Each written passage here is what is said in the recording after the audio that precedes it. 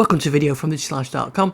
Just a quick video to look at build 23536 Windows Insiders on the dev channel. There are no new features in this build, so I'm just going to quickly look at some of the fixes and known issues. So they fixed an issue with the Copilot icon and taskbar, which would be, that's that one down there, it would be flipped for right to left language, so the icon would be the wrong way around, but that's been fixed.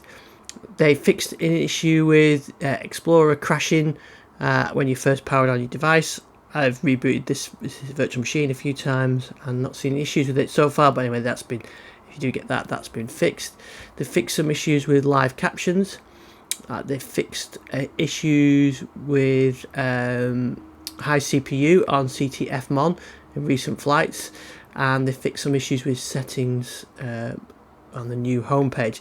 Now, I haven't seen the new homepage, I don't think, on this build. I did have a look before. No, I'm not seeing the new homepage yet, so I'm still getting the old style homepage on there. And they fixed an issue with Task Manager crashing as well. So that's the changes. There's just a couple of known issues. The PWA apps installed via Microsoft Edge may be incorrectly listed as system components. I don't think I've got any in here. I've certainly not seen the error, but that's where you've got PWA apps and they're listed as a system app rather than just a normal app. And that was in the previous build as well. And they fixed some issues where you when you mouse over the search box, you may not get the correct tooltip. It doesn't look like I'm getting one at all on mine at the moment. It could be depending on which mode you're in of the search, because I was playing with that last build.